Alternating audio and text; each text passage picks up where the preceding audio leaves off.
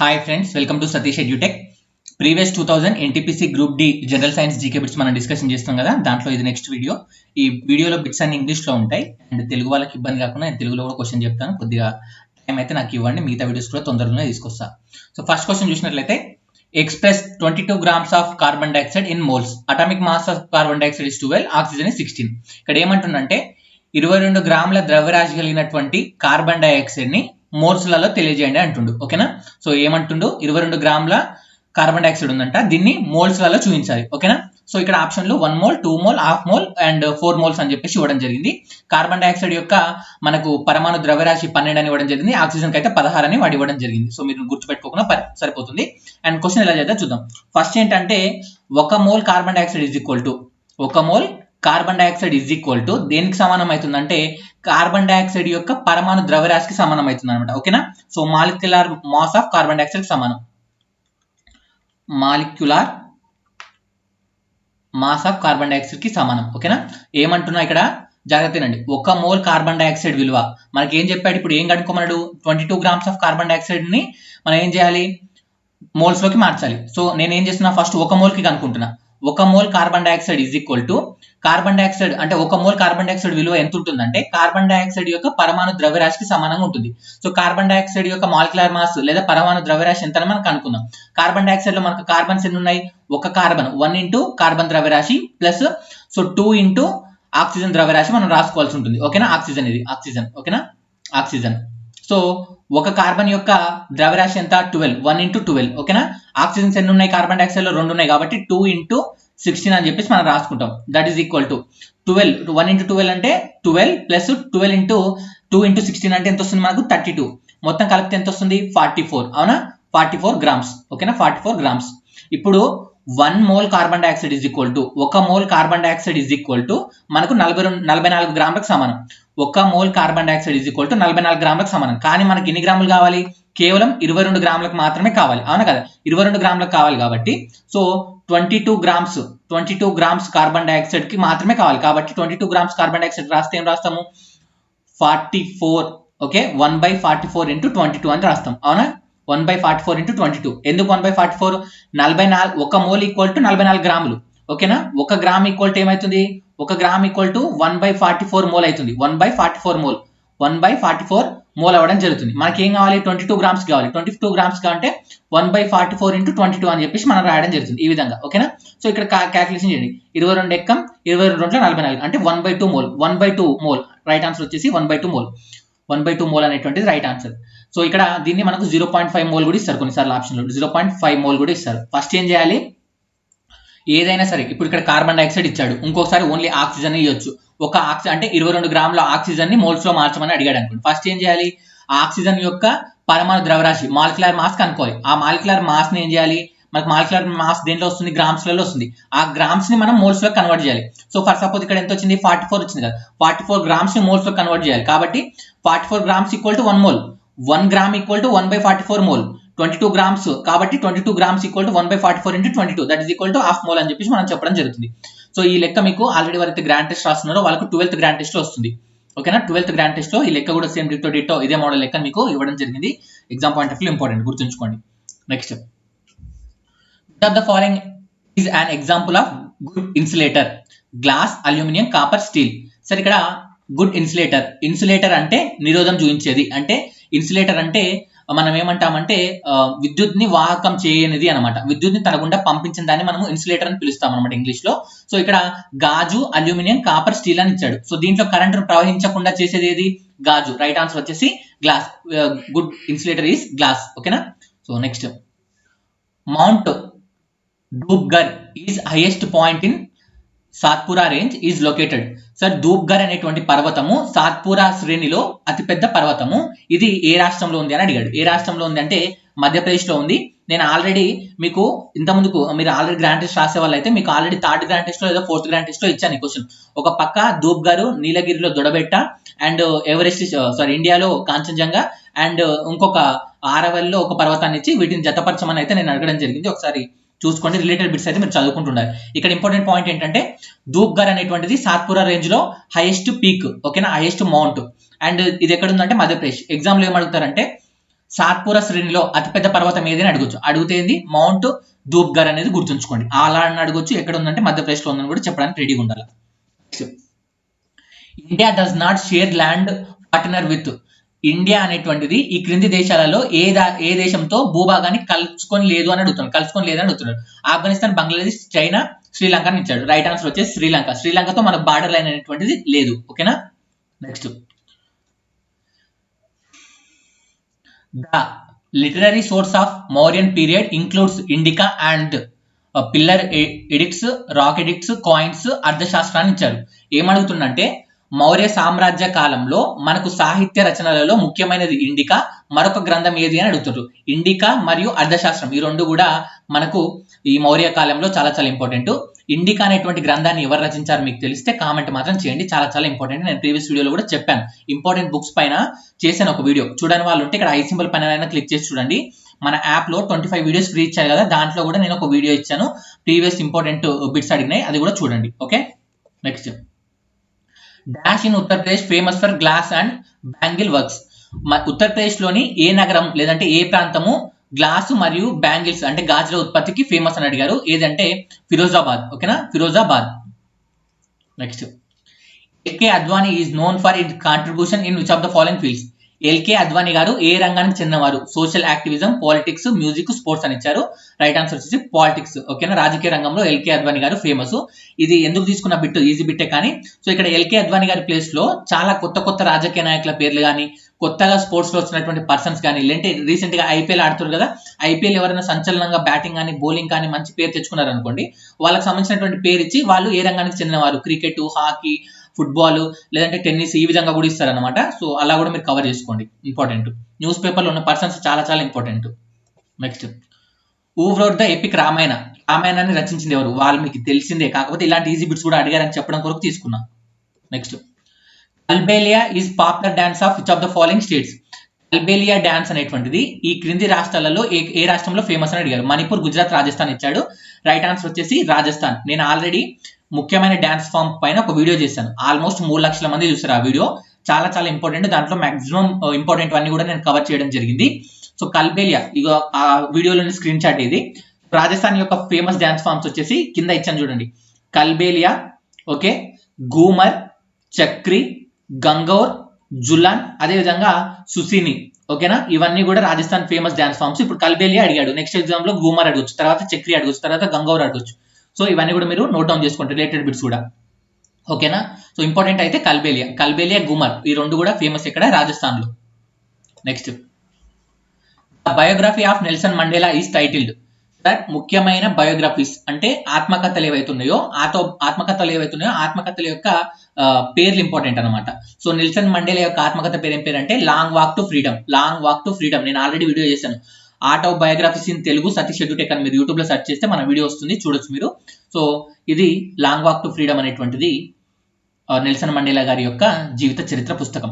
So మడిబా ఇది కూడా అడిగారు ప్రీవియస్ లో. ఏ విధంగా అడిగారంటే నెల్సన్ మండేలాకి సౌత్ ఆఫ్రికాలో కలిగినటువంటి మరొక పేరు అంటే సౌత్ ఆఫ్రికా ప్రజలు ముద్దుగా నెల్సన్ మండేలా గారిని ఏమని పిలుచుకుంటారని అడిగారు. మడిబా. ఓకేనా, Madiba. Next, what is the full form of AIDS. AIDS యొక్క ఫుల్ ఫామ్ ఏంటి అని అడిగారు. ఎయిడ్స్ యొక్క full form acquired immuno deficiency syndrome. Acquired immuno deficiency syndrome చాలా చాలా ఇంపార్టెంట్. మళ్ళీ చెప్తున్నాను, acquired immuno deficiency syndrome. Option లో కన్ఫ్యూజ్ కాకండి. అండ్ అదేవిధంగా హెచ్ఐవి ఫుల్ ఫామ్ కూడా మనకు అడుగుతారు. హెచ్ఐవి యొక్క ఫుల్ ఫామ్ ఏంటి? Human immuno deficiency virus. హెచ్ఐవిలో హెచ్ అంటే హ్యూమన్, ఐ అంటే ఇమ్యూనో, ఓకేనా, డి అంటే డిఫిషియన్సీ. యాక్చువల్లీ డి అనేటువంటి వర్డ్ ఉండదు, వి అంటే వైరస్. ఓకేనా, హ్యూమన్ ఇమ్యూనో డిఫిషియన్సీ వైరస్. అదేవిధంగా ఎయిడ్స్ కానీ హెచ్ఐవికి కానీ ఇచ్చేటువంటి ట్రీట్మెంట్ పేరు ఏం పేరు అని ప్రీవియస్ లో అడిగారు. ఆ ట్రీట్మెంట్ పేరు ఏం పేరు అంటే ఏఆర్టీ ట్రీట్మెంట్. ఈ ఏఆర్టీ ట్రీట్మెంట్ అంటే ఏంటంటే, ఏ అంటే మనకి ఏంటంటే యాంటీ రిట్రోవల్ థెరపీ. రాసుకోండి, యాంటీ రిట్రోవల్ థెరపీ. ఇది ఎక్కడ ఉంటుందంటే 12th క్లాస్ ఎన్సీఆర్టీ బయాలజీలో ఉంటుంది. ఎన్సీఆర్టీ బయాలజీ నుంచి తీసుకొచ్చినటువంటి బిట్టు. సో ఏఆర్టీ యాక్చువల్గా ఇది ప్రీవియస్ లో అడిగారు కూడా. ఏఆర్టీ సార్ ఎయిడ్స్ చికిత్సలో ఉపయోగించేటువంటి పద్ధతి ఏది అని ఇచ్చి ఆప్షన్ లో ఏఆర్టీ అని ఇవ్వచ్చు, లేదంటే మనకు యాంటీ రిట్రోవల్ థెరపీ అని కూడా ఉండొచ్చు. ఎలా ఉన్నా రైట్ ఆన్సర్ ఇవ్వాలి మీరు. Next, classification of elements is important. Why? Because so మూలకాల వర్గీకరణ అనేటువంటిది ఇంపార్టెంట్. ఎందుకు? To understand their atomic number, పరమాణు నెంబర్స్ తెలుసుకోవడం, పరమాణు సంఖ్య తెలుసుకోవడం కొరక, లేదంటే to understand functions of their elements, మూలకాల యొక్క పనితీరు తెలుసుకోవడం కొరక, to study of their electron configuration, మూలకాల యొక్క ఎలక్ట్రాన్ విన్యాసం తెలుసుకోవడం కొరక, to study properties of elements conveniently, మూలకాల యొక్క ధర్మాలు తెలుసుకోవడం కొరకు విభజించామని మనకు అడిగారు అనమాట. సో రైట్ ఆన్సర్ వచ్చేసి classification of elements is important to study properties of elements conveniently. Option 4 అనేటువంటిది రైట్ ఆన్సర్. మూలకాల యొక్క ధర్మాలు తెలుసుకోవడం కొరకు ఈ యొక్క క్లాసిఫికేషన్ ఎలిమెంట్, మూలకాల వర్గీకరణ అనేటువంటిది చేయడం జరిగింది. ఓకేనా? సో మూలకాల వర్గీకరణ ఎందుకు ముఖ్యం అంటే మూలకాల యొక్క ధర్మాలు, భౌతిక ధర్మాలు కానీ రసాయన ధర్మాలు కానీ తెలుసుకోవడానికి ఇవి చేయడం జరిగింది అనమాట. ఓకేనా? పీరియాడిక్ టేబుల్ పైన 3 క్లాసెస్ ఉన్నాయి, చూడాలి మీరు. Next, Newton first law of motion దీనికి తెలుపుతుంది. రైట్ ఆన్సర్ వచ్చేసి లా of inertia. Law of inertia. So దీన్నే ఇంగ్లీష్ లో అయితే లా ఆఫ్ ఇనర్షియా అంటారు. న్యూటన్ మొదటి గమన నియమానికి ఏమని పేరు? Law of inertia. అండ్ అదే తెలుగులో అయితే జడత్వ నియమం అంటాం. జడత్వ నియమము. ఈ జడత్వ నియమంలో మనకు గమన జడత్వం అని ఉంటుంది, నిశ్చల జడత్వం అని ఉంటుంది. ఈ 2 జడత్వాలు ఇంపార్టెంట్. ఎందుకంటే ఇప్పుడు బస్సు మూవ్ అవుతుంది అనుకోండి, సడన్ గా బ్రేక్ వేసాం అనుకోండి, మనిషి ముందుకు జరుగుతాడు, అవునా కదా? సో లేదంటే సడన్ గా బస్సు కదిలింది అనుకోండి, మనిషి వెనక్కి జరుగుతాడు. సో ఈ విధంగా జరగడం కారణం ఏంటి? జడత్వం అనమాట. దీంట్లో గమన జడత్వం ఉంటుంది, స్థిర జడత్వం ఉంటుంది. చలనం అనేటువంటి టాపిక్, మోషన్ అనేటువంటి టాపిక్ నేను వీడియో చేశాను, ప్లేలిస్ట్ లోకి వెళ్ళి చూడండి. ఓకేనా? So first law of motion ఇంకొక పేరు ఏం పేరు? Law of inertia. దీన్నే మనము జడత్వ నియమం అని కూడా పిలుస్తాం. Next, important easy bit. The weight of an object is 98 newtons. What is its mass on earth? సరే, ఇక్కడ ఏమడుగుతుందంటే ఒక వస్తువు యొక్క భారం, వెయిట్ అంటే భారం అండి. ఓకేనా? వెయిట్ అంటే ఏంటి? ఈ తెలుగులో భారము అని పిలుస్తాము. సో భారం equal to M into G. M అంటే ఏంటంటే మాస్, మాస్ అంటే ద్రవ్యరాశి, అండ్ జి అంటే మనకు gravitational value. G equal to 9.8 అని చెప్పేసి మనకు ఆల్రెడీ ఇక్కడ ఇచ్చాడు అనమాట. సో మనకి ఏమడుగుతుండు? మాస్, ద్రవ్యరాశిని అడుగుతుండు. ద్రవ్యరాశిని అడుగుతుండు. ఈ యొక్క భారం ఎంత? 98 న్యూటన్. 98 న్యూటన్. సో ఇక్కడ ఏమొస్తుంది? 98/9.8. దీని ఏం రాసుకోవచ్చు? 98 ఇంటూ 10/98 అని రాసుకోవచ్చా? సో ఈ 98 కట్ అయిపోతే ఏముంటుంది? 10 kg. ఓకేనా? రైట్ ఆన్సర్ వచ్చేసి 10 kg అని మనం చెప్తాం. ఈజీ లెక్క. Next, which one of the below is not an property of acid? ఈ క్రింది వాటిలో యాసిడ్ యొక్క ధర్మం కానిది అని అడుగుతున్నాడు. ఆమ్లం యొక్క ధర్మం కానిది అని అడుగుతుండు. The presence of turns red litmus to blue. Acid ఏం చేస్తుందంట? రెడ్ లిట్మస్ ని బ్లూగా మారుస్తుందా అని అడుగుతుండు. సో యాసిడ్ అనేటువంటిది బ్లూ లిట్మస్ ని రెడ్ గా మారుస్తుంది. బ్లూ లిట్మస్ ని రెడ్ గా మారుస్తుంది. సో యాసిడ్ పడితే ఎర్రగా అవుతుంది కదా, అలా అని గుర్తుపెట్టుకోండి. ఎప్పుడే కానీ యాసిడ్ అనేటువంటిది రెడ్ కలర్ లోకి మారుస్తుంది దేన్ని? బ్లూ లిట్మస్ ని. అండ్ ఇది రైట్ ఆన్సర్ మనకు. అంటే ఇక్కడ రైట్ ఆన్సర్ యాక్చువల్ గా అయితే ఇక్కడ ఏమడిగాడు? నాట్ రైట్ అన్నాడు కదా, నాట్ రైట్ కాబట్టి రెడ్ లిట్మస్ ని బ్లూగా మార్చేది అనేది రాంగ్. ఇంకేమున్నాయి ఆప్షన్లు? ఇది ఎలక్ట్రోలైట్ గా పనిచేస్తుంది. ఎస్, ఎలక్ట్రోలైట్ గా పనిచేయడం జరుగుతుంది. And they crore metal surface slowly. Crore means ఇక్కడ కెరోడ్ అని ఇచ్చాడు కదా, ఈ కెరోడ్ మీన్స్ అంటే ఈ కెరోడ్ మెటల్ సర్ఫేస్ అంటే ఏంటంటే డ్యామేజ్ చేయడం అనమాట. డ్యామేజ్ చేస్తుంది మెటల్ సర్ఫేస్. ఏవైతే లోహాలు ఉన్నాయో లోహాల సర్ఫేస్ పైన వేసినప్పుడు అవి మెల్లగా వాటిని డ్యామేజ్ కూడా చేయడం జరుగుతుంది అనమాట. ఇక్కడ ఆమ్లాలు క్షారాల పైన, యాసిడ్ బేసిస్ పైన క్లాస్ చేశాను, సార్ చూడండి. Next, which state is India in the leading producer of tea? Tea యొక్క ఉత్పత్తిని అత్యధికంగా చేసేటువంటి రాష్ట్రం ఏది అని అడిగారు. Right answer Assam. దీని గురించి ఎక్కువ మాట్లాడాల్సిన అవసరం లేదు. Next, one of these not is alkyl earth metals. Sir ఇక్కడ important, alkyl earth metals, alkali earth metals. Sir ఇక్కడ చూడండి, ఒకటి ఆల్కేన్ మెటల్స్. ఓకేనా? ఆల్కాలి మెటల్స్ అంటారు, ఆల్కేన్ మెటల్స్ అంటారు. ఓకేనా? ఆల్కాలి మెటల్, ఆల్కాలి మెటల్స్ అంటే ఫస్ట్ గ్రూప్ పీరియాడిక్ టేబుల్ లో ఫస్ట్ గ్రూప్ ని ఆల్కాలి మెటల్స్ అంటాము. ఆల్కాలి ఎర్త్ మెటల్స్ అని దేని అంటే alkane okay, alkaline earth metals అని దేని అంటే సెకండ్ గ్రూప్ అంటాం.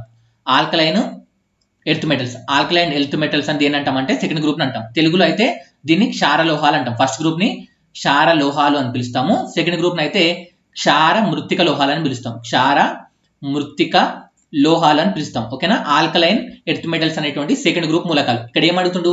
ఈ క్రింది వాటిలో సెకండ్ గ్రూప్ మూలకం కానిది అడుగుతుంది. సెకండ్ గ్రూప్ మూలకం కానిది ఏంది? పొటాషియం. సో సెకండ్ గ్రూప్ మూలకం కానిది కావాలంటే మీకు ఫస్ట్ సెకండ్ గ్రూప్ లో ఉన్న మూలకాలు తెలియాలి. ఏమేమి ఉంటాయి దీంట్లో? సెకండ్ గ్రూప్ లో మనకి ఏముంటాయి? Beryllium, okay, magnesium, next calcium, next strontium, okay, next barium and radium. ఓకేనా? రేడియం. రేడియం. సెకండ్ గ్రూప్ లో ఏమేమి ఉంటాయి? Beryllium, magnesium, calcium, strontium, barium, radium. ఇవన్నీ కూడా సెకండ్ గ్రూప్ మూలకాలు. దీటినే మనము ఆల్కలైన్ ఎర్త్ మెటల్స్ అంటాము. అదే విధంగా దీన్నే క్షార మృత్తిక లోహాలను కూడా పిలుస్తాము. ఇక్కడ మనకు కానిది అన్నాడు కాబట్టి పొటాషియం అనేటువంటిది మనకు కాదు. సో బెరీలియం, మెగ్నీషియం, కాల్షియం ఈ మూడు కూడా మనకు ఆల్కలైన్ ఎర్త్ మెటల్స్ అని చెప్పేసి మనం పిలవడం జరుగుతుంది అనమాట. ఓకేనా. Next chemical formula plaster of Paris. Plaster of Paris యొక్క కెమికల్ ఫార్ములా అడిగాడు. చాలా జాగ్రత్తగా చూడండి. ఇక్కడ calcium sulphate half H2O, CaSO4 half H2O ఉంది. CaSO4 2H2O ఉంది. CaSO4 హాఫ్ H2O ఇస్తే ఇది ప్లాస్టర్ ఆఫ్ ప్యారిస్. ఓకేనా. Plaster of Paris, plaster of Paris. ఓకేనా. Plaster of Paris half H2O ఉన్నప్పుడు, కాల్షియం సల్ఫేట్ హాఫ్ H2O ఉంటే ప్లాస్టర్ ఆఫ్ ప్యారిస్. అదే calcium sulphate 2H2O ఉందనుకోండి, దీన్ని మనం జిప్సమ్ అని పిలుస్తాం. జిప్సమ్. ఓకేనా. జిప్సమ్. కాల్షియం సల్ఫేట్ 2H2O అంటే gypsum, calcium sulphate half H2O అంటే మనము ప్లాస్టర్ ఆఫ్ ప్యారిస్ అని పిలుస్తాం. అదేవిధంగా MgSO4 మెగ్నీషియం సల్ఫేట్ 7H2O ఉంటే, మెగ్నీషియం సల్ఫేట్ 7H2O ఉంటే దీన్ని మనం ఏమంటామంటే ఎప్సమ్. ఎప్సమ్ ఎప్సమ్ లవణం అని పిలుస్తాం. ఎప్సమ్ లవణం. ఓకేనా. ఓకేనా. ఎప్సమ్ లవణం. సో ఎప్సమ్ లవణం అంటే MgSO4 7H2O, జిప్సమ్ అంటే calcium sulphate 2H2O, plaster of Paris అంటే calcium sulphate plus calcium sulphate 2H2O, FeSO4 7H2O అంటే ఫెర్రస్ సల్ఫేట్ సెప్టాహైడ్రేట్ అని పిలుస్తాం అనమాట. సెప్టాహైడ్రేట్ అని పిలుస్తాం. అది ఇంపార్టెంట్ ఏం కాదు. ఈ మూడు అయితే important. Epsom, gypsum, plaster of Paris formulas are very very important. Okay. Next prestigious Arjuna award was institution by government of India in which of the following year. Arjuna award అనేటువంటిది ఏ సంవత్సరంలో స్థాపించారని అడిగారు. ఏ సంవత్సరంలో? 1961లో. ఇప్పుడు ఈ 2020లో మనకు అర్జున అవార్డ్స్ ఎవరికి ఇచ్చారు, ఏ రంగంలో ఇచ్చారు, అదేవిధంగా ద్రోణాచార్య అవార్డు ఎవరికి ఇచ్చారు, అదేవిధంగా మనకు లైఫ్ టైమ్ అచీవ్మెంట్స్ ఎక్కడ ఇచ్చారు, ఎప్పుడు ఇచ్చారు, అండ్ ఎవరెవరికి ఇచ్చారు, ఏ రంగానికి చెందిన వారికి ఇచ్చారు, ఇవన్నీ కూడా ఒకసారి చూసుకోండి అవార్డ్స్ లో. ఓకేనా. అర్జున అవార్డు అయితే 1961లో రావడం జరిగింది. Next find the odd one out. ఈ క్రింది వాటిలో భిన్నమైనది. Retardation, డిసిలరేషన్ and negative acceleration, positive acceleration. Retardation అంటే మాంద్యత. మాంద్యత తెలుగులో అయితే మాంద్యత అంటాం. డిసిలరేషన్ అన్నా కూడా మాంద్యతనే. డిసిలరేషన్ అన్నా మాంద్యతనే. నెగిటివ్ యాక్సిలరేషన్ అంటే రుణత్వరణం. Positive acceleration. వీటిలో భిన్నమైనది ఏంటి అంటే పాజిటివ్ యాక్సిలరేషన్. ఓకేనా. సో రిటార్డేషన్ అన్నా, డిసిలరేషన్ అన్నా, నెగిటివ్ యాక్సిలరేషన్ అన్నా ఒకటే. ఈ మూడు కలిపి ఒకటే అనమాట. ఈ 3 are same. Retardation equal to declaration equal to negative acceleration. Are same. Negative acceleration కున్న ఇంకొక పేరే రిటార్డేషన్ అనమాట. దానికి ఇంకొక పేరు డిసిలరేషన్. ఓకేనా. రుణత్వరణానికి గల ఇంకొక పేరు ఏం పేరు అంటే మాంద్యత. మాంద్యత అన్నా, రిటార్డేషన్ అన్నా, డిసిలరేషన్ అన్నా, నెగిటివ్ యాక్సిలరేషన్ అన్నా ఒకటే. మొత్తం 5 పేర్లు ఉన్నాయి ఇక్కడ. ఓకేనా. సో రుణత్వరణం, నెగిటివ్ యాక్సిలరేషన్, డిసిలరేషన్, రిటార్డేషన్, మాంద్యత. ఓకేనా. ఈ 5 పేర్లు కూడా ఒకటే దానికి పేరు నెగిటివ్ యాక్సిలరేషన్, రుణత్వరణానికి గల పేర్లు అనమాట. ఓకేనా. Next with reference to Indian economy what is the full form of FDI. భారత ఎకానమీ ప్రకారం. ఓకేనా. ఆర్థిక శాస్త్రం ప్రకారం లేదంటే భారతదేశం యొక్క ఎకానమీ ప్రకారం FDI అంటే ఏంటి? FDI అంటే foreign direct investment. Foreign direct investment. Foreign direct investment అంటే విదేశీ ప్రత్యక్ష పెట్టుబడులు అంటాం. విదేశీ ప్రత్యక్ష పెట్టుబడులు అంటే భారతదేశంలో విదేశాల నుంచి ఏదైనా పెట్టుబడి వస్తే దాన్ని FDI అని పిలుస్తాము. FDI ఫుల్ ఫామ్ ఏంటంటే ఫారిన్ డైరెక్ట్ ఇన్వెస్ట్మెంట్. చాలా చాలా ఇంపార్టెంట్ వర్డ్. ఓకేనా. ఆప్షన్లలో మిమ్మల్ని కన్ఫ్యూజ్ చేస్తారు. ఇప్పుడు నేను చెప్తున్నప్పుడు ఈజీ అనిపించచ్చు కానీ మీకు. Next name of the group and period of modern periodic table which is carbon placed. ఇది చాలా చాలా ఇంపార్టెంట్. పీరియాడిక్ టేబుల్ మీరు ఎందుకు నేర్చుకోవాలంటే ఇలాంటి క్వశ్చన్ అడిగినప్పుడు ఎవరు చేయకపోతే మీరు చేయాలి కాబట్టి. ఓకేనా. So name of the group and period. So ఇక్కడ కార్బన్ అనేటువంటిది ఉంది కదా, ఇది కార్బన్. సో మనకు పీరియాడిక్ టేబుల్ ఉంది కదా, పీరియాడిక్ టేబుల్ లో ఈ నిలువు వరుసలను, ఓకేనా, ఈ నిలువు వరుసలను ఏమని పిలుస్తాం మనము? గ్రూప్స్ అని పిలుస్తాం. అవునా కదా, గ్రూప్స్. ఈ యొక్క అడ్డు వరుసలు ఉంటాయి కదా, ఈ యొక్క అడ్డు వరుసలు మనం ఏమని చెప్తాం? పీరియడ్స్ అని చెప్పేసి పిలవడం జరుగుతుంది. ఓకేనా. పీరియడ్ అని పిలవడం జరుగుతుంది. మనకు కార్బన్ అనేటువంటిది ఏ పీరియడ్ లో ఏ గ్రూప్ లో ఉంది అని అడిగాడు. ఏ గ్రూప్ లో ఉంది? ఇది సెకండ్ పీరియడ్ లో ఉంటుంది. Second period. అదే విధంగా మనకు 14th గ్రూప్ లో ఉంటుంది. 14th గ్రూప్ లో ఉంది. 14th గ్రూప్ లో ఉంది. సార్ నేను ఒక యాప్ లింక్ ఇచ్చాను కింద. అక్కడ మీకు టెస్ట్ సిరీస్ అందుబాటులో ఉంది. అక్కడ మీరు టెస్ట్ సిరీస్ కొనకపోయినా నేను ఒక 25 వీడియోస్ ఫ్రీగా ఇచ్చాను. 25 వీడియోస్ లో ఫస్ట్ 3 వీడియోస్ పీరియాడిక్ టేబుల్ పైన ఉన్నాయి. ఆ 3 వీడియోల్లో చూడండి ఇలాంటి క్వశ్చన్ నేను చెప్పానా లేదా మీకే తెలుస్తుంది. పీరియాడిక్ టేబుల్ పైన ఎలాంటి క్వశ్చన్స్ అడిగారు అన్ని కూడా క్లియర్ చేశాను. So carbon is placed second period and 14th group. And some times మనకి ఏం అడుగుతారంటే ఈ ఆర్గాన్ కానీ క్రిప్టాన్ కానీ ఎక్కడ ఉంది అని అడుగుతాడు అనమాట. సో జడవాయువుల పైన ఇంతకుముందుకు వీడియోలో చెప్పాను కదా, అది కూడా చూసుకోండి. Next dash is change in velocity per unit time. వేగంలో మార్పును ఏమంటాము? వేగంలో మార్పు రేట్ని ఏమంటాం యాక్సలరేషన్. యాక్సలరేషన్ అంటే త్వరణం. ఏమని పిలుస్తాం? వేగంలో మార్పు రేట్ని మనం ఏమంటాం? యాక్సలరేషన్ లేదా త్వరణం అని చెప్పేసి పిలవడం జరుగుతుంది. Next, the following paintings is famous in Bihar. Bihar లో ఫేమస్ అయినటువంటి పెయింటింగ్ పేరు ఏం పేరు అడిగారు. రైట్ ఆన్సర్ వచ్చేసి మధుబని. మధుబని పెయింటింగ్ అనేటువంటిది చాలా చాలా ఫేమస్. ఇది మీకు 6th క్లాస్ ఎన్సీఆర్టీలో ఉంటుంది. 6th class NCERT social book లో 3rd లెసన్ లేదా 4th లెసన్ లో వస్తుంది అనమాట. ఓకేనా? సో అదంతా అవసరం లేదు మీకు. బీహార్ లో ఫేమస్ పెయింటింగ్ అయితే మధుబని. నెక్స్ట్ ఫ్రెండ్స్, ఇది వీడియోలో. నెక్స్ట్ వీడియోలో నేను ఇంకా ఎక్కువ బిట్స్ తీసుకొస్తాను. మీకు ఎలా అంటే రిలేటెడ్ బిట్స్ అండ్ కొన్ని అంటే మీరు చేయలేని బిట్స్ ఏవైతే ఉన్నాయో అలాంటి బిట్స్ ఎక్స్ప్లెయిన్ చేయడానికి ట్రై చేస్తున్నాను. ఎవరైతే 50 గ్రాండ్ టెస్ట్ రాయాలనుకుంటారో ఈ గ్రాండ్ టెస్ట్లన్నీ కూడా మీకు మోడల్ పేపర్స్ అనమాట. ఓకేనా? మోడల్ పేపర్స్ ఎన్టీపీసీ గ్రూప్ డికి, ఎన్టీపీసీకి గ్రూప్ డికి ఉపయోగపడతాయి. మొత్తం కూడా 50 గ్రాండ్ టెస్ట్లు ఉంటాయి. ఈ ఆల్ గ్రాండ్ టెస్ట్ అన్ని కూడా మీకు తెలుగు లాంగ్వేజ్ లో ఉంటాయి. ఓన్లీ తెలుగు లాంగ్వేజ్ లో మాత్రమే ఉండడం జరిగింది. ఈ గ్రాండ్ టెస్ట్లు అన్ని కూడా మీకు NTPC group D model paper లాగా, అంటే ప్రీవియస్ పేపర్ నేను అనాలిసిస్ చేశాను కదా, వాటి ఆధారంగా ఇంపార్టెంట్ బిట్స్ ని దాంట్లో కవర్ చేస్తూ మీ గ్రాండ్ టెస్ట్లు ఇవ్వడం జరిగింది. దాంతో పాటుగా 50 గ్రాండ్ టెస్ట్లతో పాటుగా, అంటే 50 గ్రాండ్ టెస్ట్లు అంటే 50 ఇంటూ మీరు 100 వేసుకుంటే ఇక్కడ 5000 బిట్స్ కవర్ అవుతాయి. దాంతో పాటు అడిషనల్ గా 1200 ఎన్టీపీసీ అండ్ గ్రూప్ డిలో అడిగినటువంటి ప్రీవియస్ మ్యాథ్స్ నేను ఎక్స్ప్లెయిన్ చేయడం జరుగుతుంది. దాంతో పాటుగా 1500 జిఎస్ జీకే బిట్స్ యొక్క నోట్స్ ఇవ్వడం జరుగుతుంది. సో ఇవి 5000 బిట్స్, ఇక్కడ 1200 బిట్స్, ఇక్కడ 1500 బిట్స్, మొత్తం కూడా మీకు group D and NTPC preparation కి అయితే యూజ్ అవుతాయి. ఫీజు అయితే మీకు 450 రూపీస్ ఉంటుంది. ఎవరైతే యాప్ ఇన్స్టాల్ చేసుకుంటారో యాప్ ఇన్స్టాల్ చేసుకోండి. యాప్ ఇన్స్టాల్ చేసుకున్న తర్వాత మీరు కోడ్ 50 అనేటువంటి కూపన్ కోడ్ ఉపయోగించండి. కోడ్ 50 అనేటువంటి కూపన్ కోడ్ ఉపయోగించినట్లయితే మీకు ఫీజు 450 రూపీస్ అవ్వడం జరుగుతుంది. అండ్ ఇక్కడ కూపన్ కోడ్ ఎలా వాడాలనేటువంటిది యాప్ ఓపెన్ చేసిన తర్వాత హోమ్ సెక్షన్ ఉంటుంది. హోమ్ లోకి వెళ్ళిన తర్వాత ఫస్ట్ వీడియో చూడండి. ఫస్ట్ వీడియో చూస్తే మీకు తెలుస్తుంది. ఇంకేమైనా డౌట్స్ ఉన్నట్లయితే ఈ కింద ఉన్నటువంటి కాంటాక్ట్ నెంబర్ కి వాట్సాప్ ద్వారా మీరు కాంటాక్ట్ అవ్వచ్చు. I'm interested in test series అని మీకు మిగతా సమాచారం నేను అక్కడ అందజేస్తాను. అండ్ వీడియో నచ్చినట్లయితే లైక్ చేయండి, సలహాలు సూచనలు ఇవ్వండి. అండ్ వీడియోలు ఎంతో ఉండొచ్చు, కాకపోతే కొంతమంది స్లో లెర్నర్స్ ఉంటారు కాబట్టి వాళ్ళకి అర్థం కావాలని కొద్దిగా స్లోనే చెప్తున్నా. అండ్ స్పీడ్ కావాలనుకుంటే మీరు సెట్టింగ్స్ లో స్పీడ్ ఆప్షన్ మార్చుకొని కూడా చూసుకోవచ్చు. అండ్ ప్రీవియస్ వీడియోలు అయితే చూడండి. యాప్ ఇన్స్టాల్ చేసుకోండి. 25 వీడియోస్ మాత్రం తప్పనిసరిగా మీరు చూడండి. Okay, thank you.